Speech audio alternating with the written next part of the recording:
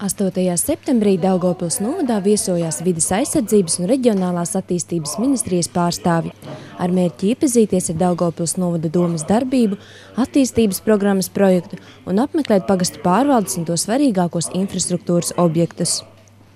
Daugavpils novada domē Rīgas viesi tika iepazīstināti ar Daugavpils novada izstrādes procesā esošo attīstības programmas projektu. Attīstības programmai ir izstrādāta pirmā redakcija, un šobrīd norit sabiedriskā apspriešana.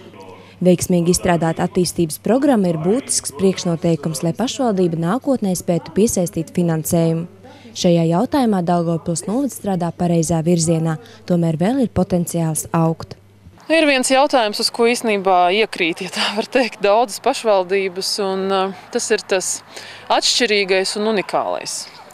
Mums, diemžēl, pašvaldības baidās parādīt savas priekšrocības, bet tas īstenībā ir ļoti būtisks elements visā programmā, jo ir jāsaprot, ar ko es izceļos, ir jāspēj piesaistīt caur šo programmu uzmanību gan no ārvalstu investoriem, gan no valsts kā potenciālā investora, no vietējiem uzņēmējiem, iedzīvotājiem, no visiem tiem cilvēkiem, ja tā var teikt, un organizācijām, iestādēm, kas būtu gatavas investēt pašvaldības attīstībā.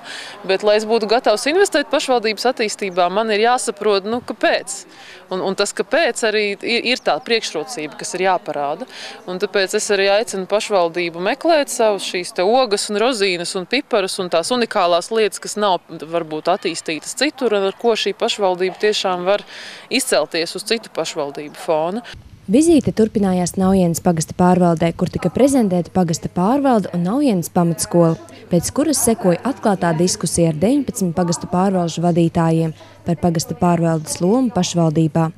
Diskusijā tika apspriesti jautājumi par nepieciešamajām reformām valsts līmenī, lai vairotu pašvaldību darbības efektivitāti. Bija interesanti pavērot arī to, kad nav šī attieksme pret reformu tik viennozīmīga, ka tas ir kaut kādā mērā vērtējums kā ļoti izdevies pasākums. Taču, protams, vienmēr būs arī virkni praktisko aspektu, kas liks atcerēties tos laikus, kad bija šīs pagastu pašvaldības.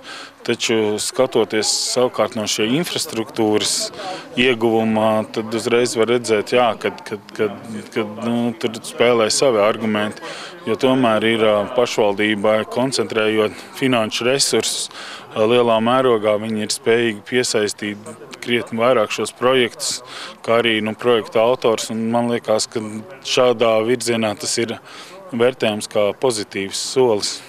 Pēc diskusijas ministrijas pārstāvi devās uz Maļinovas pagastu, kur tika prezentēta 3. septembrī jaunatklātā pagasta pārvaldes ēka.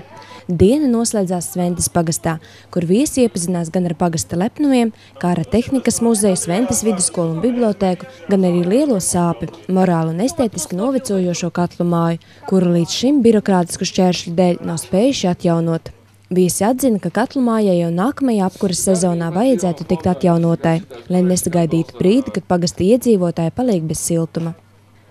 Noslēdzoties vizītē, viesi secināja, ka Daugavpils novads ir vērsts uz attīstību un radījis patīkamu iespaidu. Es īstenībā kopumā esmu tādā pozitīvā šokā par to, ka šie mazie ciemati un ciemi, pareizāk sakot, ir tik ļoti sakārtoti un tāda pozitīva tā gaisotne arī no cilvēku puses. Un tiešām visu cieņu arī Daugavpils novadam par to, ka spēj, man šķiet ļoti veiksmīgi arī pārvaldīt, saimnieciski pārvaldīt savu novadu teritoriju. Un es tiešām esmu ļoti pozitīvā iespaidā arī par pašvaldības vadību, par to, cik atbildīgi tiek pieņemti lēmumi, par to, cik ļoti tiek mēģināts sakārtot arī visu sistēmu, dokumentu apriti un tā, lai tiešām visu šīs teritoriālās vienības, 19 laikam ir Daugavpils novadā, arī varētu pēc vienotiem principiem un standartiem nodrošināt arī pakalpojumus iedzīvotājiem. Tā kā viss tas, ko es šodien redzēju, tiešām ļoti labi iespēju uz mani atstāja.